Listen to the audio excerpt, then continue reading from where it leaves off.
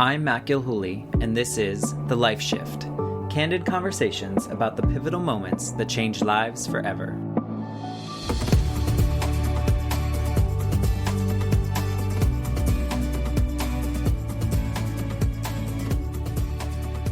Hello, my friends. I am here with my friend Levi, and we actually had the opportunity to talk for your podcast, which came out a few weeks ago by the time this one comes out.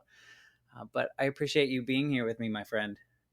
It was a pleasure talking with you then, and I'm glad we get to do it again. Thanks for having me on. And as we're recording this, so as everyone knows, I record these a little bit way ahead of time, but this is Tony Week. And so I think I'd be remiss if I didn't ask you how you feel when Tony Week comes around each year.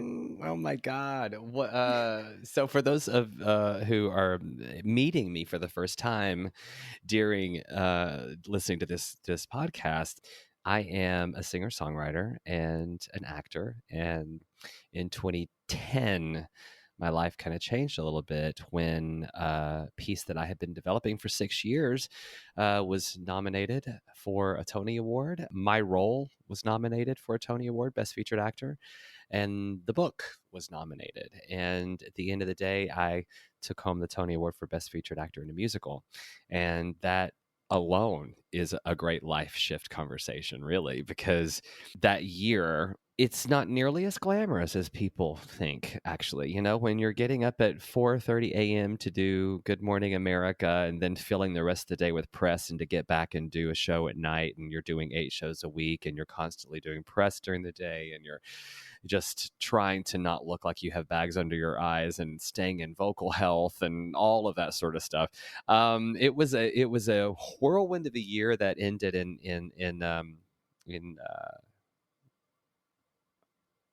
what I would actually describe as a somber moment. A lot of people would be like, a victorious moment, a celebratory moment. For me, it was really somber in that it was sort of coming to a bit of an end of a finish line. That night at the Tony Awards, I believe, I've done the math before, I don't recall what it is, but I want to say I was only 18 months sober from a crystal meth addiction. And the entire first year was like wobbling around on fawn legs. You just are sort of glazed over half the time thinking you don't have the drug, you don't know who you are. All of the neurons, the neurological pathways that have wired and fired together aren't wiring and firing together anymore. And you feel a loss because so many ways that you have related to yourself, whether it be through intimacy or whether it be through self-worth, all that stuff is kind of ripped away because it was all defined through your drug use. And then on top of that, just prior to New York, or to taking the show from Chicago to Broadway, I had busted what was my third ACL. So I was mad rehabbing while trying to stay clean, while trying to look like it was easy on stage for everyone. And then finally, the nominations come out, the Tony Awards happen as if they did this week. And that acceptance speech was more about me appreciating the fact that I had learned what it meant to love myself. What it meant to really understand the worth, the value in me. And that has been the through line of my story when we get into it. There's so many little anecdotes, scenarios, relationships that point to a lack of self-worth, a lack of really valuing who I am. And so my theme of life is self-love. Oftentimes I don't love how that sounds because we live in a very I would call it like fashionable spirituality these days, where we're all very much about self-love, and it's like a very common meme on Instagram. It's a very, it's thrown around with a lot of carelessness, when actually being that I know for a fact that self-love is an action verb. It also means discipline, which is not a sexy conversation for a lot of people to have, because discipline, really choosing to invest in your daily spiritual life every day, choosing to invest in your sobriety every day, choosing to invest in your relationship every day, choosing to invest even in your family every day, your chosen family every day too. Those are ways that we love ourselves, and those things take time. Those things take intention and decision and planning, and sometimes a to-do list. Not very glamorous, but that is a part of self-love, because it's not just about, I want a self-care day and check out of a show, my matinee show, and not clock in and sit in the Epsom salt for a while. That's one way. That's fine. That's valid. But sometimes self-love is not understood to be the proactive lifestyle that it is. Yeah, I think a lot of people just, like you said, just use it as like it's a spa day, right? Like this, I'm paying attention to me today versus every day I'm intentionally setting goals to make sure that I am practicing proper self love. I think it's interesting too to add to the fact that, or you saying that that acceptance speech was kind of like that somber moment of yet of celebrating your self-love and your ability to kind of appreciate what you've done and what you've created in your new version of yourself, which we'll talk about Yeah. the the life shift that you hinted at as well. And I think you probably wouldn't have had those experiences had it not been for 18 months prior to that. But I think we should add to the fact that what you won for was a very like physically demanding role as well, Yeah. right? Yes. I mean Yeah. that in addition to, say shows in themselves, just doing that grueling 8 shows a week, that's exhausting in itself, right? But you Yeah. had to put in, I mean, you can't really put in 110%, but if you could, you would have, Hmm. right? You put Hmm. in every I ounce of always your strive being. to. Absolutely. Yeah, absolutely. And so That's that my just work ethic adds as to an it. actor, though. Yeah, it does. It really does. Even doing, currently, listeners, I am I reimagined the role of Hermes for a show that did very well on Broadway, 8 Tony Awards, Hadestown, and that is also very physical, but also with the added component of being very emotional. And the more that I've dug into the character over the course of the months of touring, the deeper the grooves have gotten emotionally, to where like my relationship with Orpheus is so paramount and so important and so nuanced that, like, I mean, at this point, doing the show now, very different from when we started in September, because it took me a little while to find it. They threw me into a machine that already existed and gave me no direction, because they knew that I would bring something that was unique and different, and they didn't know how to guide that yet.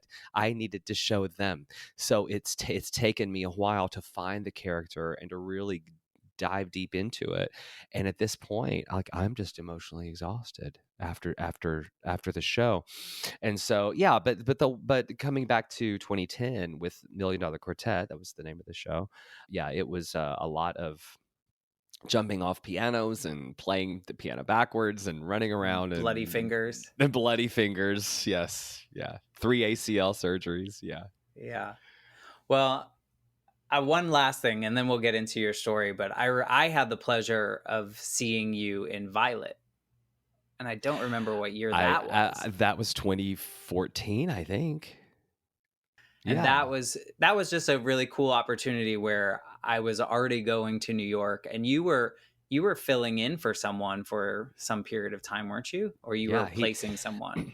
a friend of mine, Ben, who actually started the role in the revival, Hmm. Violet, with Sutton Foster. He ended up getting a gig as an because he's also a beautiful opera singer, and so he had to leave very quickly. And as a matter of fact, they called me because it was always like really close to me and him in the beginning anyway. For whatever reason, they went with him. I think they probably had like relationships that had a few years behind them, and went with someone that they already kind of really knew personally, perhaps, I'm guessing. But they called me and said, he's leaving in 6 days. And I'm Great. like, seriously? So I got the script after that phone call, and 6 days later, I was on stage on Broadway in front of my first audience. It was the scariest experience. I mean, how do you do character work on an entire script, plus your blocking, plus your music, wood shedding, all of that for in 6 days? 6 days, crazy. Well, and now too is interesting. Just, I mean, we're going way off topic, but that's fine. Now, did you see, like, with all the COVID protocols on Broadway, the things that people are doing? The girl from North Country, the lead actress, her husband had to fill in because they ran out of standbys and swings, and he's not in the show, and he had to come on and perform. Found out in the morning and performed later that evening. I mean, we do whatever we do to keep the to keep the door open. Keep those tickets coming. Keep those Anyway, tickets so coming. that's our Yeah. our little Broadway talk. I think we would be remiss if we were recording during Tony Week and we didn't talk about your Tony win, which is so cool. And I don't think that without this, well, maybe, but probably without this life shift that you had, the life that you created, maybe not would have been, wouldn't have been the same for you. Mm.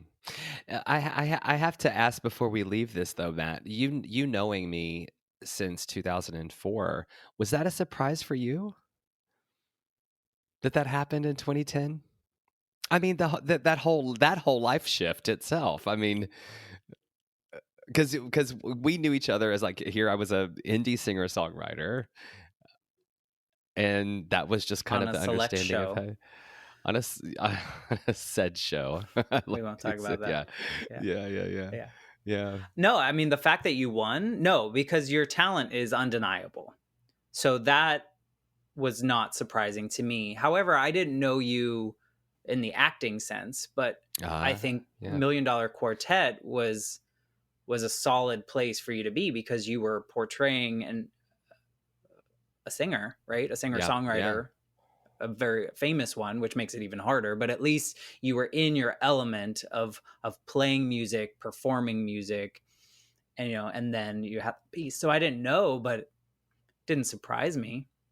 But I think, part of your story, because I do remember in some of our, so we met in 2004 back in the MySpace days, and Levi was as part of a final challenge or maybe it wasn't a final challenge. It was part of a challenge in a competition show. You weren't competing, but you were one of the I was chosen by one of the teams, yeah, to one of the teams. Each team had an unsigned artist, and they were to write, record, package, and produce a song, and submit it to XM Radio. XM Cafe was the channel at the time, and the winner was going to be presented to the world on XM Radio, and my team won.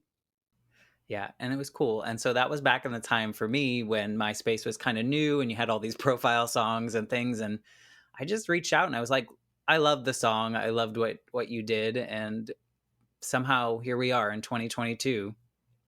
Well, I tell you, jumping right into the life shift conversation, you probably didn't know that during that very time shooting that episode, any sort of exchanges we had around that time, I was really in the throes of my addiction at the time and was very good at hiding it. I do remember blips of that. But were you in LA for a lot of this? Yeah, shortly after that episode aired, I went back to LA, which I considered home at the time. So why don't you just give us kind of a backstory of kind of like what was life like before you got to that moment in which you knew for yourself you had to change? What was happening before that? I think this is true for me, and I think it's true for a lot of those out there who might suffer from alcoholism or addiction, in that life just is an overwhelming secret. So many secrets to keep up with, so many lies, so many things you have to hide. There is this constant negotiation on how to, you're always navigating your shadow self because it's so imperative that you keep this from everyone who loves you, especially when you were doing something that isn't a very sexy addiction like crystal meth. Our society, whether people realize it or not, do have judgments about what kind of substances are not as bad to be addicted to as not, you know.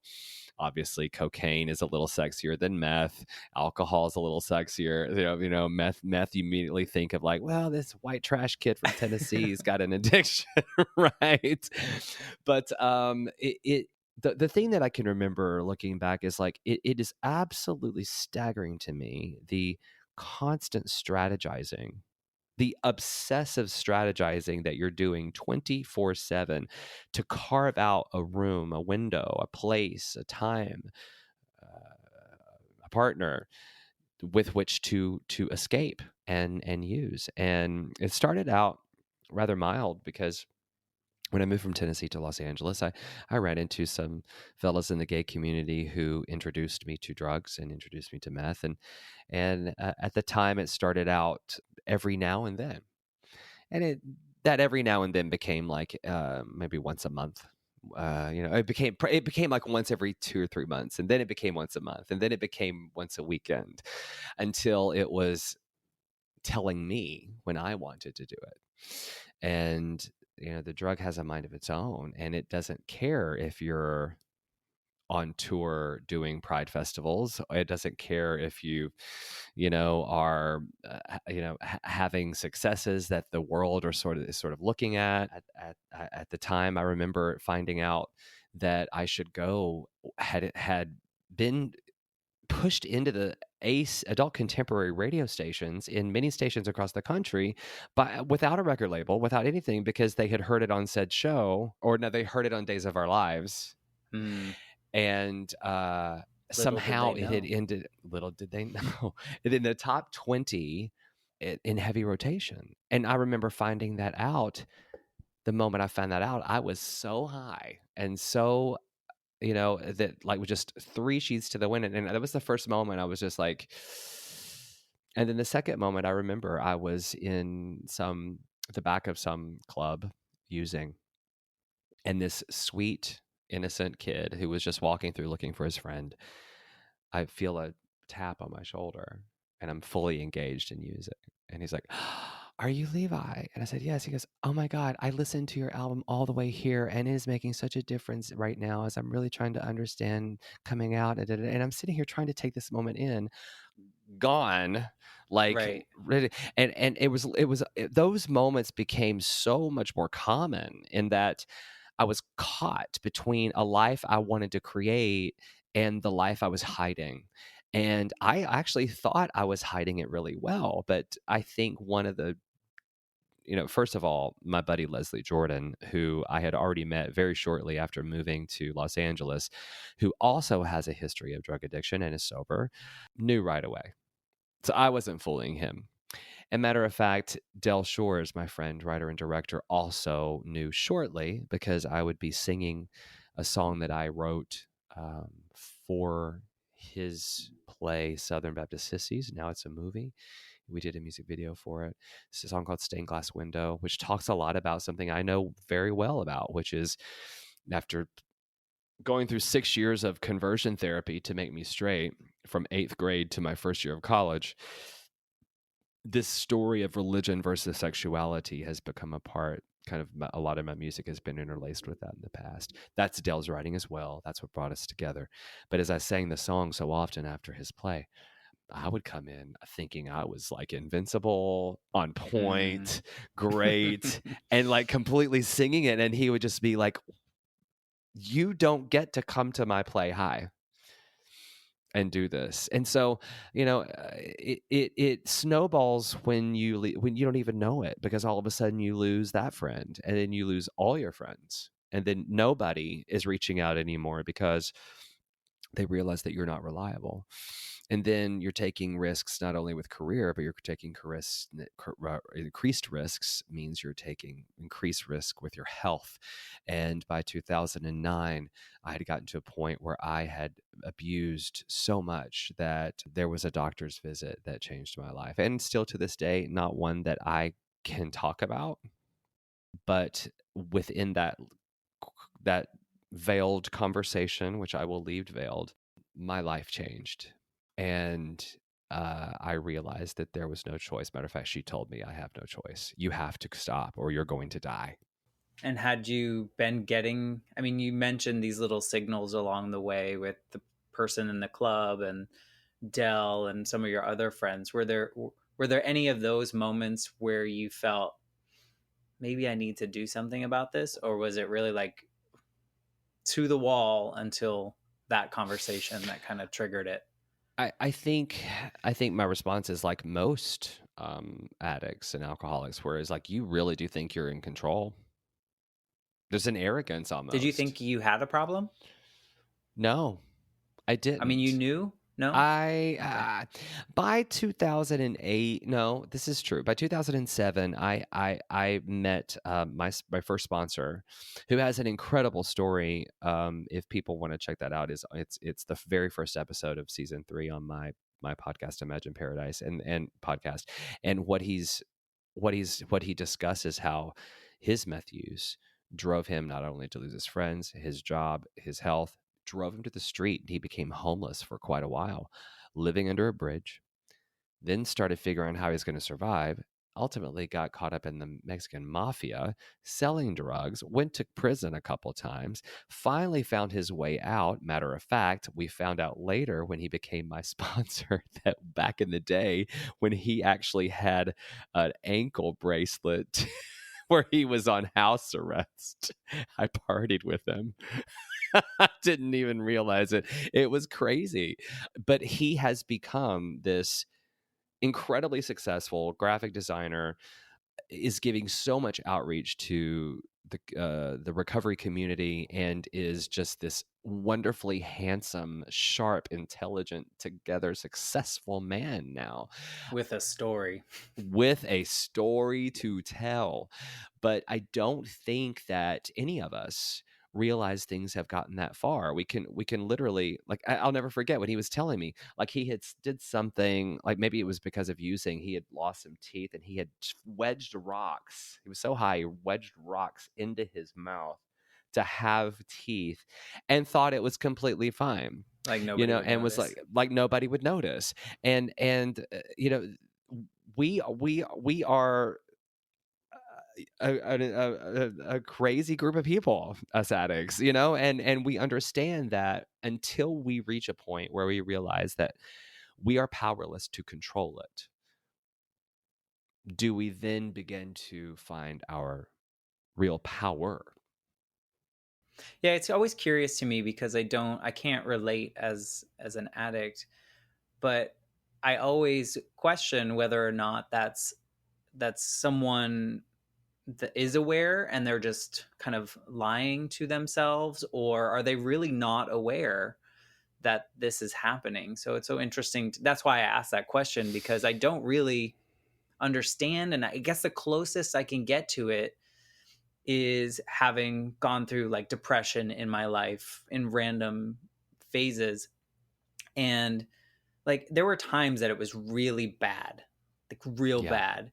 And I think I knew it was really bad, but I also think I chose to stay in it because it was easier. Is that hmm similar? Like is it easier to stay an addict? It must be, right? Easier to stay an addict than it is to work your way out of it. I think that's I think that's a good comparison, frankly, because I can't tell you that I didn't know that I had a problem. I think by 2007, when I finally found my first sponsor, and he took me to meetings, and I spent 2007 and 2008 not being able to really put a lot of time together, but I was trying. So I knew I had a problem by 2007.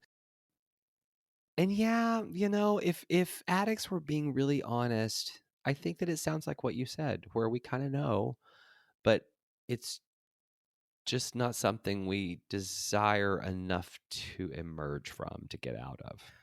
I mean, honestly, as in those heights of depression, I fortunately somehow made my way out of it. But in those heights of it, I feel like I was well aware that this was like not a space that I needed to be in, and I could be somewhere else.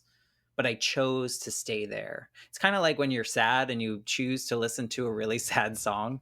It's Yeah. like Yeah. minimalizing it to that. It's kind of like that, obviously exponentially more disturbing, but I think that's why I ask. It's because it's like, I don't know. I mean, I don't know what that's like. And so that's why I want to ask.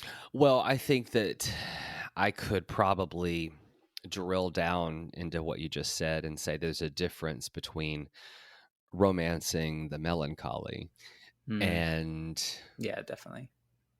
and perpetually operating from a place of unconscious self-hate. I think there are some parallels between like a serious depression and addiction. I think there are probably Right. Right. connections. Not that either of us are doctors, or Yeah, are we? yeah. I'm not. No, I meant romancing the melancholy as I was thinking of myself the way that I am totally like am in kind of one of those moods one time and just like decide to enjoy going deeper into it with a good Adele song or something. Oh yeah, for sure. Yeah, who doesn't love a good cry? Come on, I love a good one. Maybe not an Yeah. Adele song, but I used to have those playlists ready to go. But anyway, Yeah. Yeah. so you had this conversation that was kind of like that final trigger. Was it the trigger, that conversation with the doctor, that led you to just get clean? Like, was it a cold turkey at that point? It was her ultimatum saying that if you don't, I don't know how much I don't know much what we could do. You're going to have to like you're going to run yourself in the ground and it's not going to be good. So like she gave me a very hard ultimatum and said you have I mean the only option at this point with what I'm looking at is you have to stop. So but even then I came home and that part of me that just is still angry, maybe angry at me, angry at all the things that probably contributed to this perpetual self-hate and all the activity that surrounded it. I don't know what it was, but I went hard for for like one more weekend. The last And hurrah. after that, and went hard. And then after that, I was so devastated. Probably went harder than I had ever gone and was reckless in a lot of ways. And that's when I remember like wanting it to just wear off and just like asking myself, how could I possibly ever think about getting to the other end of this? I've been trying to put time together since 2007. At this point, it's January of 2009. And for some reason, my aha moment was if I can't forgive myself for all the ways that I have abused myself, then I will never be able to crack open the the layers upon layers upon layers of self-hatred enough to get to any other me that is going to do things that nurture me and love me. And I was coming down from that high and sitting on the floor of my studio apartment in Wrightwood and Clark in Chicago. And that's when I started writing the lyrics to Let It Go while I was coming down. Yeah. And that's my favorite song of yours, by the way. And it's probably the rawest and the realest too, because it was me working out at the moment. I have to, I have to I have to take myself off the hook.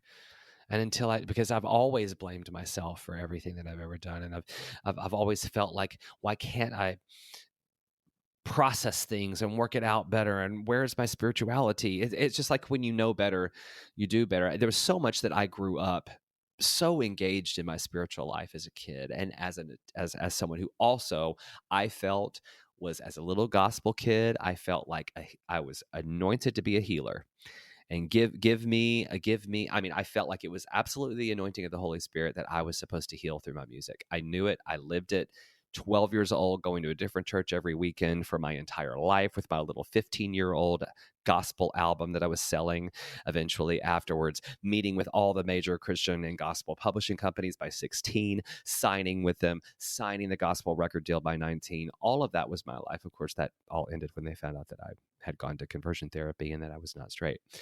Another story. But I always thought, I think the thing that was made me so hard on myself is because I knew that I was spiritually powerful and I was running from it the whole time. And I knew that if I could lean into what I knew and just show up and figure it out, I could get through this. And I was so mad at God for all of the missed opportunities because of being disenfranchised as someone who was in the recording industry as gay and openly gay in the very beginning.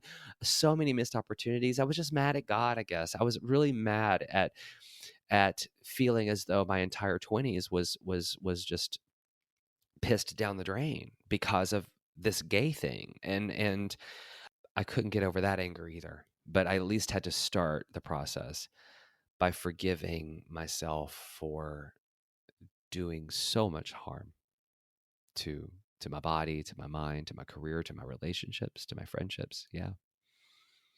Does writing do that for you? Does it release something? I know for me, putting something on paper, just whatever I'm thinking. I mean, I'm sure songwriting's a little I love that different, but about you too. I like that about you. Yeah. I just Yes, it pour it does. out. But Yeah. Yeah. yeah, I mean, and honestly, that's you are healing people with your music by sharing your authentic experience. And so in that song, I mean, immediately connected to that song, and it heals. It's we for some reason, I don't think you're unique to this. I think we all blame ourselves, or many of us blame ourselves for things that weren't really in our control to begin with, Yeah. right? I Sure. mean, most of that stuff, if we go back to that true self love that you spoke about earlier, Yeah. if you were doing, I mean, if you were really living that authentically, I know you don't love that word, but like just, I don't know, just Yeah. doing what your path was meant to do. And maybe this was what your path was supposed to be, right? I Maybe think those so. blockages and addiction, and maybe you needed all that. I mean, it sucks, but And maybe all of the rejection from yeah. all of the mainstream, I mean, it's such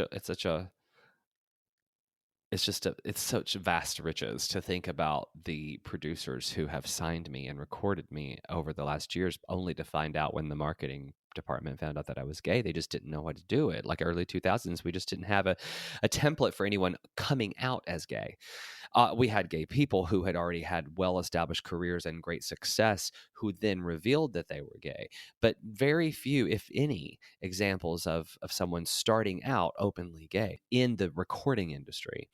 Producers that have, every piano vocal singer songwriter you can imagine, from a Gavin DeGraw producer to a Vanessa Carlton producer to like to all of these. And yeah, I think the rejection, though, to your point, also informs who I am now, because growing up, I only ever thought that healing could take place when I was immersed in a gospel song and the Holy Spirit decided to descend and take me over. And I knew I was a conduit for something so much greater than me. And I don't even know what I'm doing vocally. I don't even know what I'm doing. I am just in this flow and it happens. And so my challenge has been, how do I have that experience as me outside of the church, someone who's not welcome in the church, with music that is not gospel, because I want to invite everyone to the table, regardless of what your beliefs are, and channel that powerful healing Holy Spirit energy to anyone of any walk of life, of any creed, race, religion possible. And to me, that is still the highest goal. And I feel a reignited call to that. And ooh, it just gets me emotional because as I'm currently writing this new musical and I'm having to look back over my life in such nuance.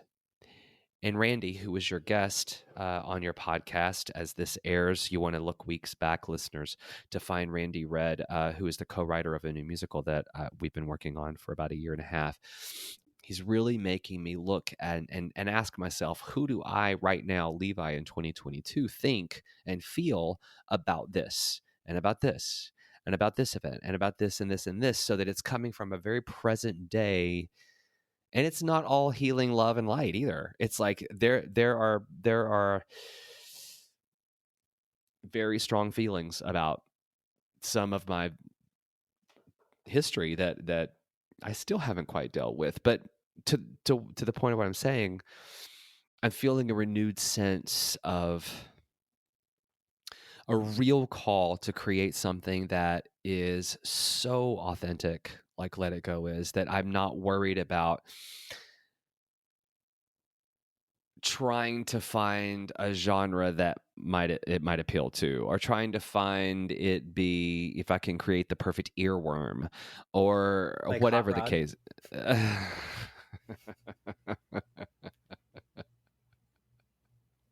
Sorry, I had to I had to interject. No, but here's what I was thinking when you were saying this. When you were saying the part about feeling like taken over by quote by gospel, right? And you're in this gospel song. But from someone on the outside that's listened to your music, that's followed your journey, you do that. That's what you're healing people through these songs that you're creating. I mean, like, one of your albums, right, is like 10 of the 11 tracks are songs that you wrote with other people in mind, and part of Right. like collecting their thoughts and really helping them. I mean, imagine what, I'm sure you know, but imagine what you did for those people by writing that song.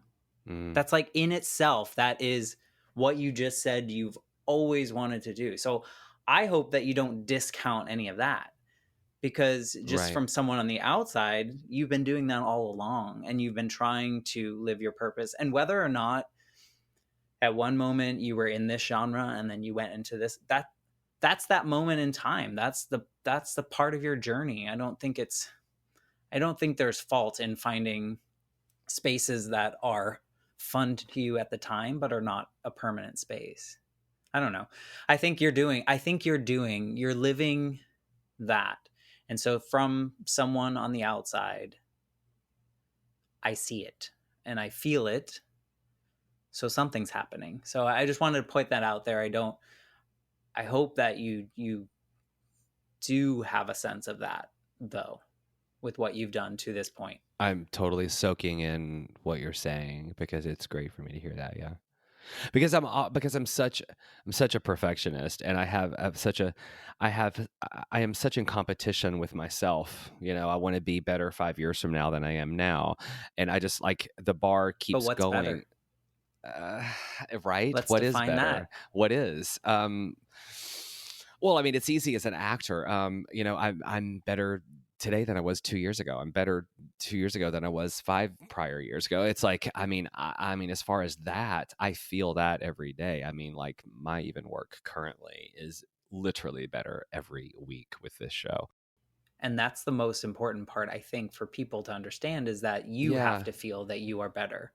Who cares what right. George down the street says? Like, oh, Correct. Yeah, like, if you're feeling that, then you're living this purpose that you were hoping to live. And maybe those yeah, child wounds still haven't closed, yeah. and you're letting some of them kind of dictate what I do. The same thing, like that kid in me that lost his mom when he was 8 still sometimes sneaks in and makes the decisions for me. And I think it's Right, all in right. protection, but I think it's so cool to watch your journey, from the outside, seeing what you're doing. And I love that you're out of the space that we just talked about of, sitting on your floor and letting it go. Hmm. I Yeah. feel like That was do you when you do you sing that song now? I do, and Can you it sing that took. song now? I can't. I can. It took me a long time. I didn't perform it. I performed it one time. I see. I wrote the bulk of the song in that day afternoon night that I'm telling you about, and then I saved like the bridge. I didn't have a bridge, which is like 3 lines or so. And so I just threw it over to the side. About 2 years later, I finished it. I was just leaving Million Dollar Quartet, getting ready to move back to LA, and I booked a little gig at Joe's Pub. That gig actually is on any streaming platform called Live at Joe's Pub. And that night was the first night that I had written the bridge at home that afternoon before the show the same day. Like, let's just try this out and see what happens. And so I sat there, not completely even knowing what chords may come out of me or not. It was very impromptu, and I knew it was raw. It was hard. People responded in a very earnest way, and it was too much. And I didn't sing that again live for I don't know how long. I mean, you were just you were sharing. It was like you talked about like taking off all these things and really like Yeah. allowing yourself to love yourself, and that was Hmm. probably an instance of like I'm in public and now I'm sharing some of the cracks here. After that, did you have an emotional like response to like I'm glad I did that, or I think that underneath, yes, but the primary feeling that I had was still one of shame because I still believed that people judged me as someone who used to be a drug user, right? I still was so worried about whether you call that image management under the umbrella of image management or insecurities or whatever it was. I was just too plagued. Like I would dip my toe in, and then I would be like, no, they think they're better than me. You know, it's pity. I don't want pity claps. But what I found out is it absolutely is not, and I was wrong to think that people responding was pitying me in any sense, because what I have found now singing that song for years is I don't cry singing that song now because of my pain being so close to me anymore. If I cry singing that song, it's because I am intuiting the audience is having a healing. And I cannot tell you, I sometimes hear when the part close your eyes and breathe, and I stop. And I can't tell you how many times I hear someone go in the audience. And in that moment, you can feel them really letting it go. And yeah, that's, tell that to your kid self, you know, that wanted yeah, that yeah, to yeah, channel the healing through yeah, song. I mean, let's redefine what gospel is. And you did. I mean, it was like the title of one of your yeah, albums, wasn't it? yeah. The gospel according to Levi. Yeah, Yeah. And I feel like that's what you're doing. And that's the music I resonate with the most. And, you know, you just mentioned Adele. Like a lot of people like Adele because it triggers something, yeah, right? It may not have that same experience. You may not, and Let It Go was perfect because you didn't, you talked what so many of us that grew up in the 80s and 90s were conditioned like by society to feel shame in whatever we were yeah, doing that was not yeah. quote unquote perfect, right? And so Right. at some point we have to go to this self-acceptance or self-awareness or something that's like, look, I am who I am, and this is good enough, right? And you know, and you are sober from an addiction, and that's just part of your story now, right? That's Yeah, just yeah. it makes you who you are and probably makes you a better human because of it. Because I've found a great sense of pride in it now, Matt, because yeah, I realize that now that I'm 13 years sober, the work that it takes for those of us who are in recovery, we have cultivated beyond what general, like, I guess to use a Harry Potter word, muggles would do, is that it's like we've cultivated skills, life skills Hmm. that like a lot of people really need to cultivate. Like I'm just gonna put it straight to you. I feel like a badass being Yeah. sober from crystal meth 13 years, and I'm proud of it, and I wear it as a badge of honor, and because of it, I actually am better at living life on life's terms than a lot of just people who don't have those issues to press up against. And that makes me feel good. Yeah, and you should be. And I think that, I don't know, I think it's it's weird to say, but I think people that are just living this life of no ups and downs, and it's just kind of like they're missing out, right? Yeah. I feel Yeah. even in my case, having two major losses in my life, I feel like I'm a better person because I had to go through that. I think it's cool where you are now. And, I knew a little bit of what was happening at the time. I didn't know it was as bad as it was. You've kind of created this human that's like fully formed now, that is mostly confident in what he does. And maybe you Yeah. need to maybe look Yeah. in the mirror every once in a while and tell yourself that. But I think there's a lot to be proud of. I think you're right, actually. I appreciate that a lot. I do need to do that more often because I'm still so on that trajectory of what I want to accomplish, what do I want to say, what I want to this, that I just live so far up there that I never stop to say, I don't really need that. I'm okay right here, right now where I am. I'm okay, Yeah, you know? you're in a good space. Yeah. And I think sometimes it's hard in your industry too, right? Because I mean, you talked about it, getting signed to a label and then losing that deal. And then it's like, okay, well, am I quote unquote successful if this doesn't happen or if I Yeah. don't go Yeah. this Yeah. direction? And then, winning the Tony, I'm sure that plays mind tricks on you as well, Oh right? yeah. Like, Oh yeah. because now people associate you as a Tony winner. So now what pressure does that put on? Oh, Or does it? speaking of the pressure, I came home after the Tonys. I enjoyed looking at it that night. The very next morning, I put it in the closet, and I didn't look at it for easily a year. Certainly, the rest of the time I was in New York. Maybe I didn't look at it until I left in 2011 in March, moved to LA. I think probably the summer of 2011. I looked at it a year later. Yeah. And you find Yeah. pride in it, I hope.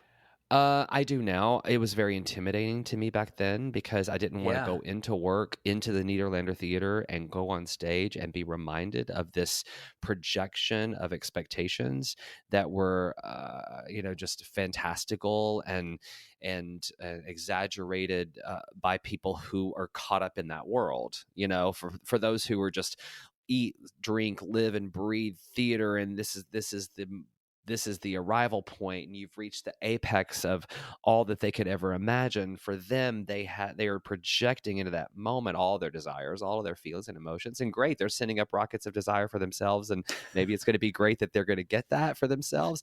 But then they look up there and they have unrealistic expectations and ideas uh, about what it is. And I just was it just I allowed that story to intimidate me so much that I just couldn't even look at it. I couldn't even look at it for a while. And you don't know what to do. I mean, people Right. change. I think the thing that happens is like, okay, so how do I take advantage of this moment? How do I Right. capitalize on this opportunity? Where's my next And job? where's my next job? And I started getting jobs left and right. And frankly, Matt, every script I read, I hated. I didn't like it. And I would say no to these things that most people think that upon that you should immediately get into another show and immediately get into another show and immediately get into the show. And everyone basically pigeonholed me into hillbilly stuff, and then was giving me stuff that was just really like this New Yorker take on my culture, which never works, in my opinion. And it was just bad. And so I just was okay with saying no and diving into the album Imagine Paradise, which, as you said, was crowdfunded, and all the songs were written for some of my most generous backers, really looking at their lives, and took that whole route. But it took me a while. eh, It took me a while to really be proud of it and own it, and also realize it doesn't change reality. I was talking to my friend Octavia Spencer about after her Emmy Award win, and we're like, you still have to get in line and wait and audition, and you have to audition, and it's yours to get or it's yours to not get, and you're either going to be right or you're not. So it's like life doesn't change other than the fact that you'll always be able to get in the room and audition now, for sure. That's great. um I love the story of Sandra Bullock when she was nominated, when she won the Oscar for The Blind Side. She also won the Razzie that same year for All About Steve. And she went and she accepted the Worst Actress award the same year she picked up her Best Actress. You know, it's like those moments you need to realize that yeah, this is performative at its highest. You know, like yes, it this is is. it's Yeah, I mean, yes, it's awarding great work, yeah, and it puts you in a special class. yeah, But like you said, there's still tomorrow. Like you still got to get up and brush your teeth and eat your cereal and move on with your day, right? It's not like you're not yeah. in some special, there's not a The lot of. biggest thing is the people that change around you. Actually, that to Mm. me was the hardest part, because I honestly, a friend of mine, I'll admit, because I've always been from writing my own stuff at 12 and touring to all the rejections from the major record labels and saying I'm going to do it myself, and I become this indie artist for since 2005. And the biggest thing I could even think of in my world, you would think, is a Grammy award, right? And so when it happened, I remember calling like one of my best friends, and he's like, what do you think about this? And mind you, I was just sleep deprived, stunned, didn't know what to say. I was like, well, I mean, it's not like it's a Grammy. It's like, you're an asshole. But that was just my point of reference. I didn't understand what it meant for me, but what I did understand later on is it meant a lot to a lot of to everyone around me, and people change.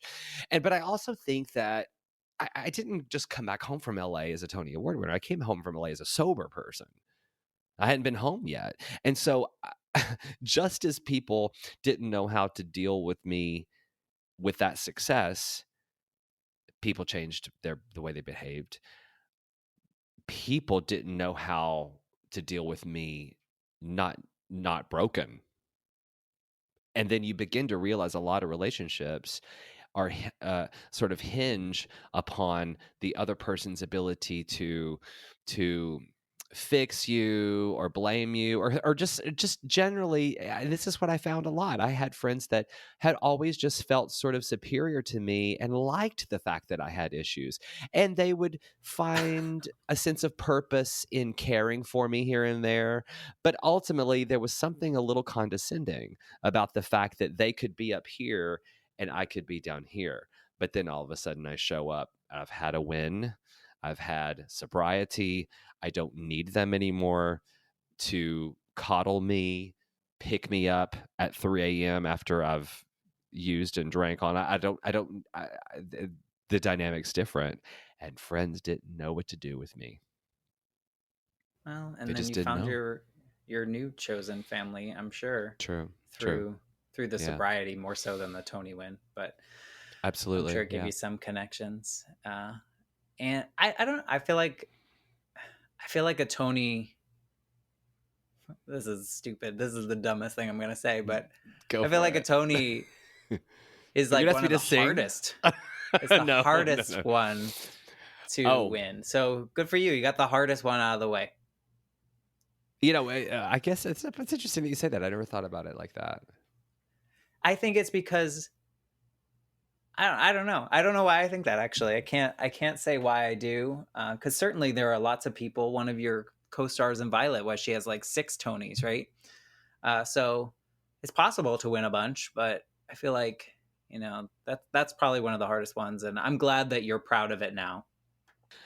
Yeah, maybe what you're saying is this sort of a niche, and TV is broad, film is broad, and for take all the people in TV and film and ask yourself how many of them could show up on a Broadway stage 8 times a week and sustain a a powerhouse performance, you're right. That whittles that crowd down Yeah, because a movies, lot. you do a couple takes per scene. Sure, it's not the easiest, but it's not like you're putting on all of your emotions on the stage for 2 hours a night, 8 times a week. Yeah, no, there's a lot that goes on with it.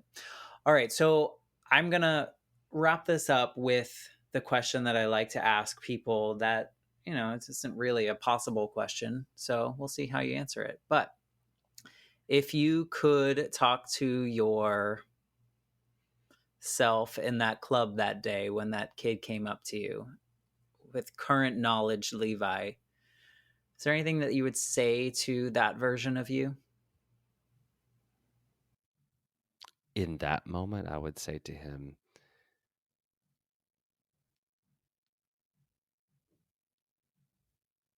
keep doing what you're doing. You'll be ready when you're ready.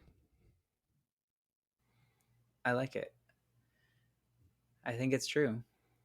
I think what's most interesting about that response, because I think a lot of people will listen to it and go, oh, no, I would tell myself, stop, whatever.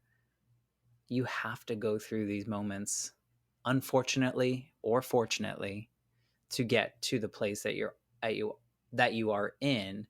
And I don't think you would know that or have that response if, going back to what you said at the very beginning about self-love and like actually going through the process of strong self-love, I don't think you would have said, like, if that's not who you were now, I don't think you would have said, just keep going.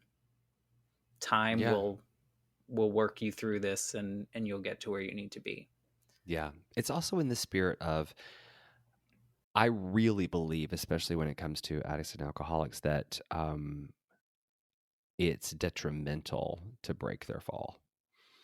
We are a very stubborn people, and the more safety nets you throw us, the more we take advantage of it. It's just absolutely the most obvious. We all know this. There's no arguing this. Go to Al-Anon and you'll hear, centuries of people who will admit that that's true.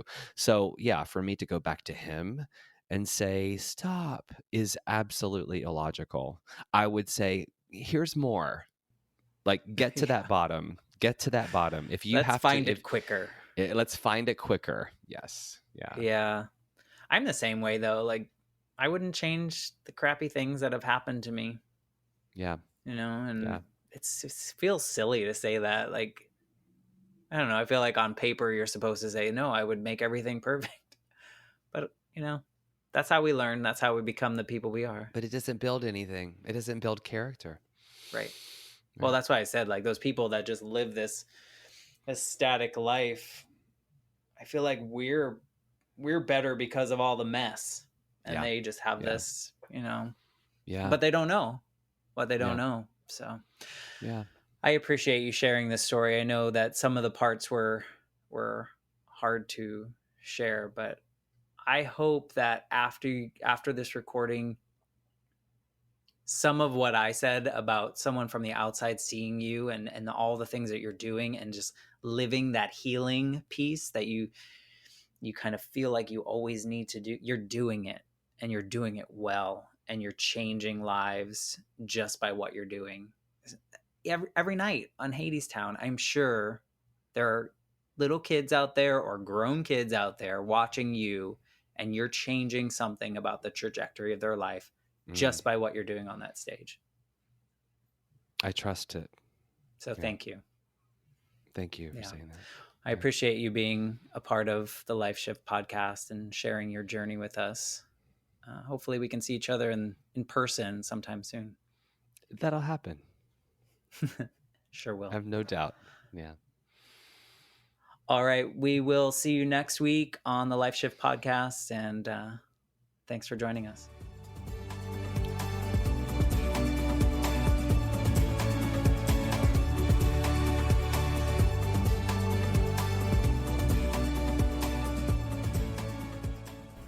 I'm Matt Gilhooly, and this is The Life Shift, candid conversations about the pivotal moments that change lives forever. Please subscribe to the show on Apple Podcasts, Spotify, or wherever you listen to your favorite podcasts. For more information about how you can support the Life Shift podcast, please visit www.thelifeshiftpodcast.com. See you next time.